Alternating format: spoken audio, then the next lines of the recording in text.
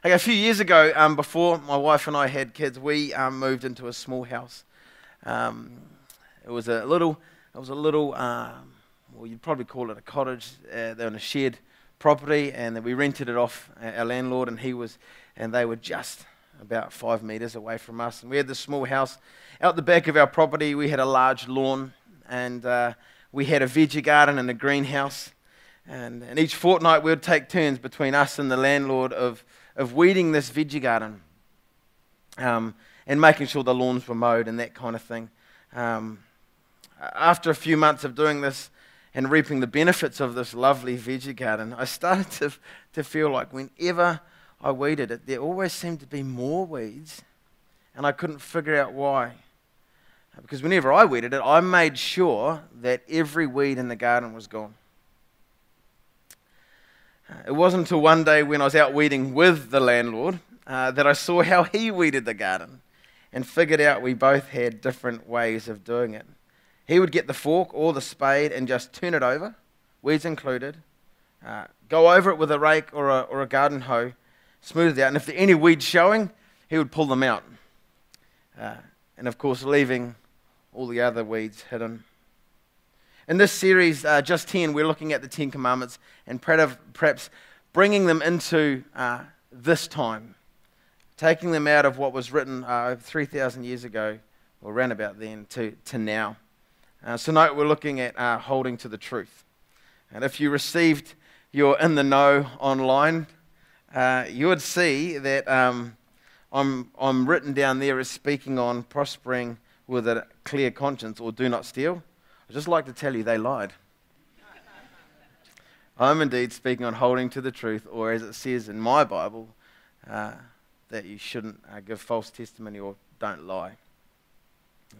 I'm going to walk us through, hopefully, some everyday issues relating to this topic and somehow take my mumbled thoughts and throw them at you in some way that hopefully you can catch something that will apply and stick. If you don't, I'm really sorry. Have you ever heard these things before? The check is in the mail. Do you have 2 minutes to answer a quick survey? I'm starting my exercise this week. Or Microsoft works. Or what about one size fits all? I don't know about you, but that is not true. Lying has become a subtle and sneaky vice that has worked its way into the strands of life. Every day, we are hit with the subtlety of lies in one form or another. We are constantly under attack while trying to hold our ground in our fight for truthfulness. The increase of social media and the desires to live fabricated or false lives is easier than ever before. The pressure of meeting work deadlines and commitments and the tension of truth-telling is tougher than before. With the stresses of finances and money, the allurement to be economic with the truth is ever increasing. Let's just pray. Almighty God, as we seek to journey through this topic right now, I just pray that you would help us to understand your truth in our lives. Help us to decipher between what is truthful and what is lies, between what is of you and what is not. So help us to be open to your guiding tonight and give us courage to act accordingly in Jesus' name.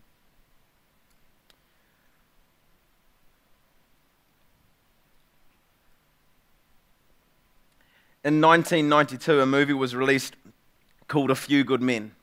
And I can't see hands, but it's got to be one of my favorite movies. And there's the most famous scene in there. It's the courtroom scene where Colonel Nathan R. Jessup is on the stand, and he's been questioned by Lieutenant Kaffee. And in this questioning, Kaffee is trying hard to get the truth out of the colonel, but he's very mindful if he pushes too hard, he could be held in contempt of court for accusing a colonel of such a crime. So he's pushing, and he finally takes the courage to push him that little bit more, knowing that both of their careers at this point, at this point in the conversation, hang in the balance. And so he's badgering and badgering and badgering, and then the colonel shouts, "You want answers?" And Caffrey responds, "I think I'm entitled to them." And the colonel says, "You want answers?" And Caffrey says, "I want the truth." And Jessup, quite angrily, says, "You can't handle the truth." And I just love that. I was going to show it, but to get that part of the scene, that would be G for tonight, was probably a little bit risky, so I thought I'd just act it slightly. That way you don't have to bleep anything. See, the problem is there is a lot of truth in that statement, that you can't handle the truth. And most people can't. Most people can't handle someone sharing with them something that is truthful, especially when it's about us. In 2002, we saw the launch of a multi-million-dollar empire known as the Idol programs on TV, with American Idol premiering on the 11th of June in the States. This was the time when the world was introduced to Simon Cowell, or the bad cop. He was the guy who let everybody know how good or how bad they actually were. As much as he lacked a little tact every now and then, he did let people know the truth. And sometimes it was hard to hear, and sometimes the contestants couldn't handle it. I think sometimes, sometimes, a lot of the time, he was actually right, but he just lacked that ability to communicate in a loving, caring way. Made good TV, though. We have become a society where truth is certainly getting harder to find, and at the same time, the truth is becoming more desirable to search for. People are wanting relationships and friendships where the truth is spoken out in a loving and caring way, where people are looking for truthful answers to questions where they are being lied to by the world. Like I shared with you at the start with this student of mine who is trapped by what the world says is actually okay, and by where they are at with their own physical being. The world has said, yeah, whatever you like is fine. And I guess the thing that really challenged me the most in that setting is that our world, that our God created, has done a number on this young lady. Has really worked her over to the point where she's so confused about where she fits, about who she is supposed to be. In 1997, Jim Carrey played Fletcher Reed, a lawyer in the movie called Liar Liar. It's based around the birthday wish of his son Max. He wished that for just one day, one 24-hour period, that his dad could not lie. It then goes on to show the problems that Fletcher had trying to navigate his way through the day, where he would normally effortlessly lie. The wish was granted, and for one day he could not lie. At one point, while the heat was on, as his day was going pretty bad, he had a conversation with his son, Max. He was trying to convince him, reverse the wish, Max, reverse the wish. He even took a cake and said, blow out the candles again and make another wish, Max. And he says to Max, look, I need to lie. Everybody lies. Mummy lies. Even the wonderful Jerry lies. To which Max replies, but you are the only one that makes me feel bad. See, what are our lies doing to us, or our families, or our friends, or our businesses, or our business connections? Is what we're saying hurting or making someone feel bad? Do your lies make an honest person feel guilty or judged, or even inadequate because you falsely claim something? Lies are all around us, and it's not a matter now of trying to decipher the lies, but in some cases it's now trying to search hard just to find the truth. So I've heard many comments like, the truth is relative, or your truth is your truth and my truth is my truth. Another comment that I had to laugh at was, there is no such thing as absolute truth. To which I asked the question, is that a truthful statement? You see, we're in a world that is searching for the truth, but often in all the wrong places. We live within society where for many, the truth is either hard to find or non-existent. And I think there's a reason for this. You see, in Genesis, at the very beginning, it was deception.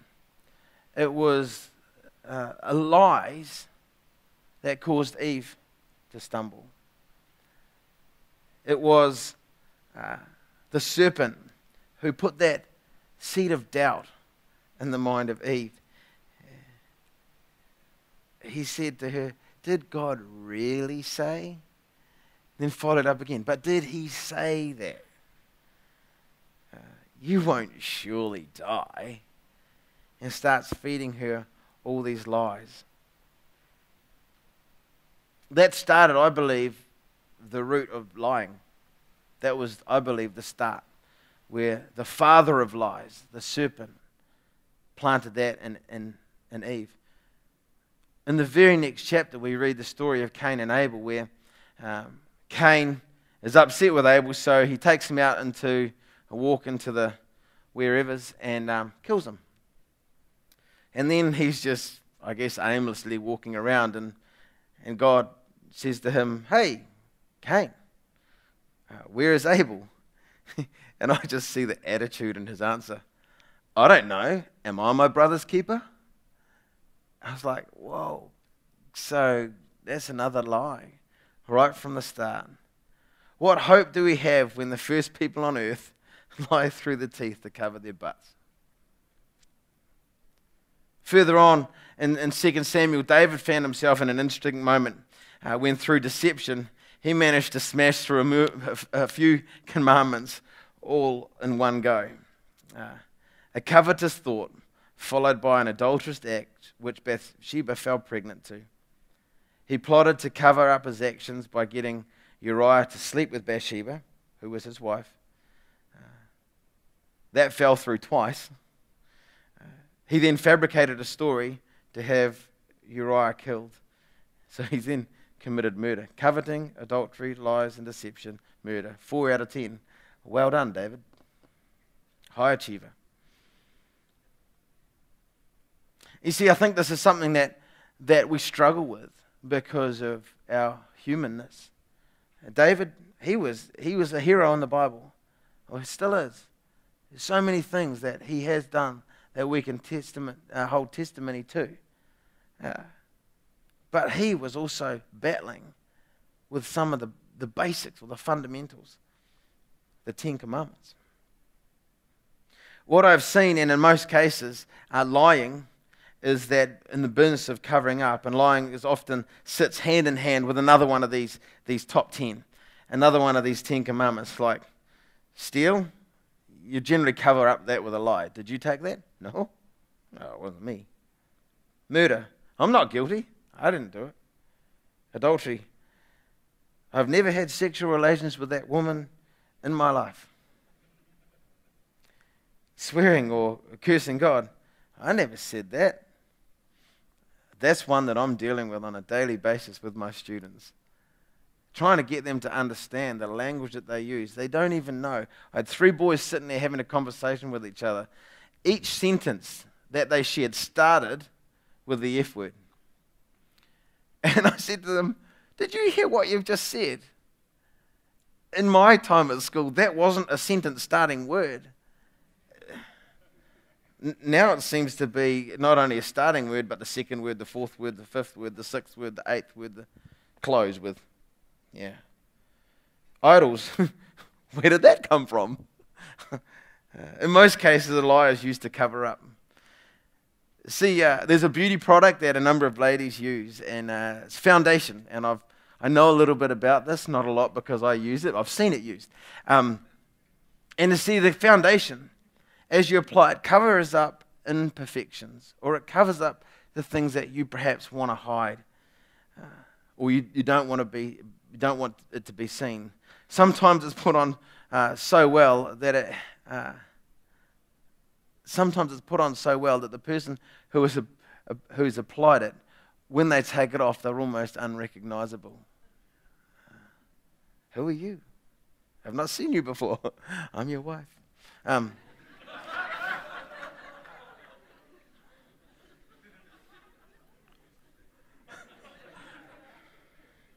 Not my wife, though. And I'm taking after Craig. Once it's been removed, the things that we had once covered up now become visible again. In James 3, he talks about taming the tongue. He talks about how dangerous it is if your tongue is out of control. You're in that situation where you've just been fishing and you caught that fish that is only just at the limit to keep. But when you get in, it was not just at the limit. It was way bigger than just the limit. It wasn't just the right weight. It was way bigger. And it doesn't take long before our tongue kind of gets away on us and exaggerates or embellishes. He's talked about in the same passage where how can you have a tongue that is cursing man but yet also praising God? I think sometimes it's good to know what the dictionary says about stuff. I'm not really a fond reader of the dictionary. I don't pick it up and just read it for kicks and giggles. I generally use it as a source of information. But it says that the dictionary definition for lying is a false statement made with the deliberate intention to deceive. It's a falsehood or an intentional untruth. See, it's not just saying something. It's leaving it open enough so that the person can make up their own mind about the statement you've made and come to the wrong conclusion. And I think that's one we need to be very careful of. We will give just enough information to have them think we've completed the task and have them be all happy and praiseworthy, but really, we've not done it at all. Or we made a start, but we've nowhere near completed it. It's giving a part truth, or not giving all the information. It's adding more to the story to make it sound better. Oh, the waves were huge. It's trying to make something sound more believable. It's stretching the truth or embellishing it almost to the point where the truth is unrecognizable. There's a song that I grew up with. I think it was on the Music Machine or one of those sort of things. Stretching the truth is telling a lie. Angels are honest, that's why they can fly. No one else heard that? Look it up, it's a goodie. We're singing it next week, you watch. But stretching the truth, I can add that a little bit more on. I was asking one of my students the other day. He was trying to glue his box together, and I just said to him, "Is it square? All the internal angles are 90 degrees." He said, "Kind of." I said, what kind of answer is kind of? It's not kind of square. It's either square or it isn't. Are all the angles? No, they are kind of square.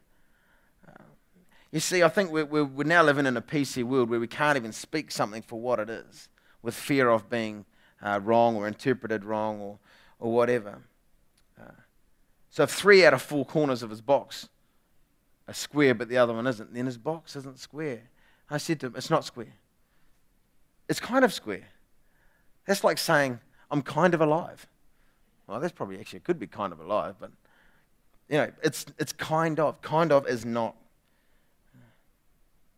If we ask if we're being told the truth, and the answer is kind of, it just doesn't work. It's either truth or it's not. I have mint in my garden. Anybody else got mint in their garden? Yeah, it's cool. So I was told when growing mint, the best way to grow mint is in a bucket or a pot. Stick it in the garden, bury it. And see, this stops the roots from spreading. So I planted my mint in its pot in the garden. And it grew really well. But after a while, I saw that there was other mint growing off and all these other shoots. So I pull it out. So there's no mint in my garden. The mint's gone. Before long, I've got mint again. And this mint, it just keeps coming back. So the only way to get rid of my mint problem is I've got to actually get right down deep into the roots of it and pull all the roots out and leave no traces of the mint plant. Otherwise, it'll sprout and it'll grow again. That's the same with lies. As once they take hold, once they take root, the only way to get rid of them is to dig it up and to biff it out. We need to replace our lies with God's truth. The Word of God, the Bible. See, it says in Ephesians that this is the sword of the Spirit. But it's no good if it's there, like that. A sword is no good if it's just tucked in its holster, for lack of the proper word. There probably is a proper word. It's no good if it's sitting there. You can't fight a fight with your sword there. You actually have to take it out. You actually have to use it. Some of you might have to blow the dust off it. But open it up. And you fight a fight with what's written in it. You put the truth of God, the truth of His Word, into your heart, into your mind, so that when you're facing the lies and you're facing the battles, the truth actually comes out. It's God's truth.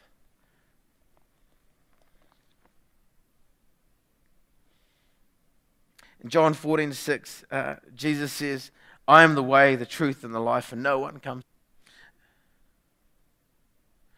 We need to perhaps even take some time to learn some of the truth. See, it says that the truth will set us free. John 8:31. Jesus speaks to the Jews and says, if you hold to my teaching, you are really my disciples. Then you will know the truth, and the truth will set you free. And this is talking about the life-giving message of Jesus Christ's love for us. He carries on to say, very truly I tell you, everyone who sins is a slave to sin. Now a slave has no permanent place in the family, but a son belongs to it forever.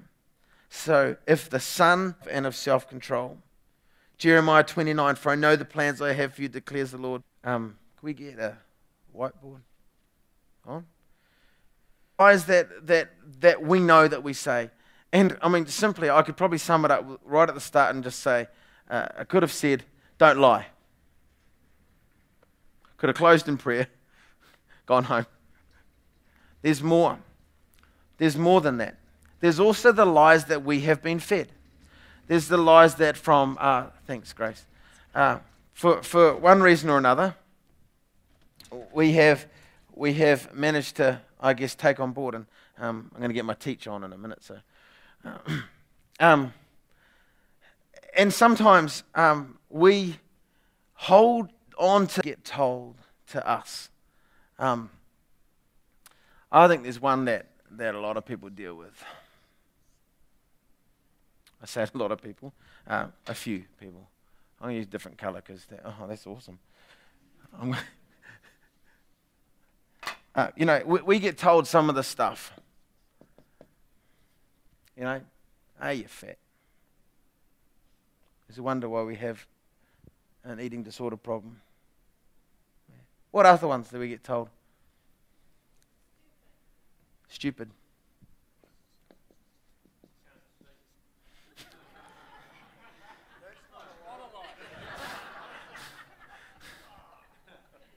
Simon Cowell would probably be able to give you some good information on that one. Yeah, stupid, fat, small.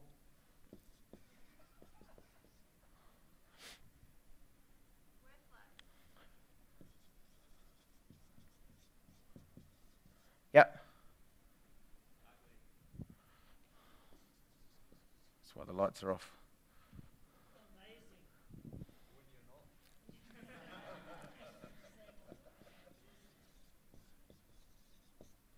Use my writing. Get the idea. Say it again. Dumb.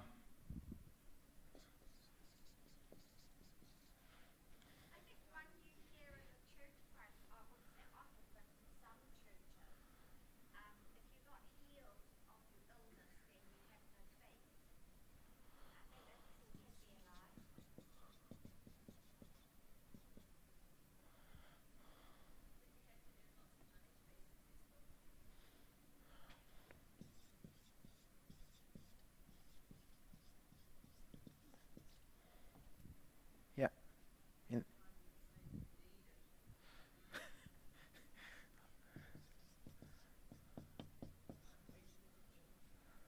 Yeah. Anything else?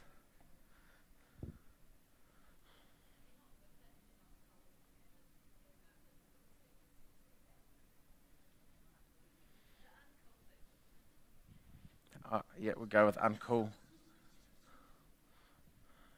What about this one? Shame. Guilt. See, there's some of these things that they use these things to keep you right where you're at. Perhaps unloved.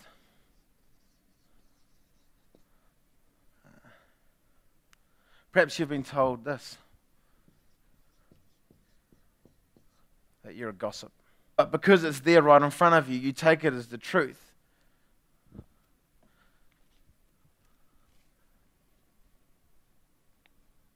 And it says about us. But look at what here says about, oh, you're fearfully and wonderfully made. You're a child of the living God. You see, like my garden, you can't just turn this over. I can't just go like this and go, oh, that's better. That's gone. But if you look carefully, you can still see there's some cracks in there. You can't just do that. See, when you're weeding your garden, you can't just turn the weeds over. You have to simply cover, you are simply covering the problem. It's like an ostrich sticking its head in the sand going, all the problem's gone away. You actually have to painfully take out every weed and help the process. Every time a small weed sprouts, you have to pull it out to stop the further growth and to stop it from spreading. Checking your garden regularly to ensure that the weeds don't take hold and that your hard work has been left behind or has been undone. Many of us understand it takes time to tame a wild, weeded garden. See, the beauty of our relationship with Christ is that He takes all the things that have been marked against us, all the weeds that are hiding, and He removes them. He takes all of the things that are a problem that we can see, and He just goes, no, that's not right. No, that's not truth. No, those are lies. You know what? You're not ugly. Do you know what? You've got huge faith. And He wipes it. He wipes it clean. And He gets rid of it. And all that's left there is the word gone.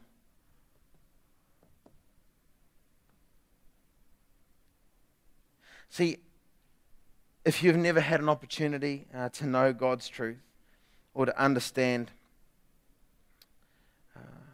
a relationship with Jesus, if you want that life-changing love of Jesus to wipe clean your whiteboard, then perhaps tonight's the night where you need to talk to someone.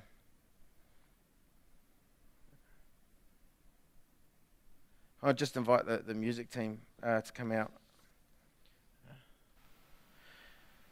Perhaps you might be one of these people who find yourself lying or gossiping or being frugal with the truth. And you want your past words to be wiped clean. Perhaps you've been the one who's been throwing the words at people. And you want those things wiped clean. You want those hurtful, harmful things to be erased. Then perhaps you need to get someone to pray with you. You may have to respond in one way or another to put some things right. So you may have lied to someone. You need to go back to them and to check that out. But tonight, perhaps that could be the first step. Or if you're someone who's been fed lies about who you are, either by others or by your mind. So your mind is a tricky, sneaky little thing at times. And it's a way that Satan works his way into your heart by attacking your head. You've been living under the oppression of lies and you've struggled to get free from what you've had said to you, spoken over you, spoken about you. Then perhaps tonight you can come and talk to someone. Come and have prayer. Come and get rid of what's on your whiteboard. The guys are going to sing Broken Vessels. So why don't we stand and why don't we sing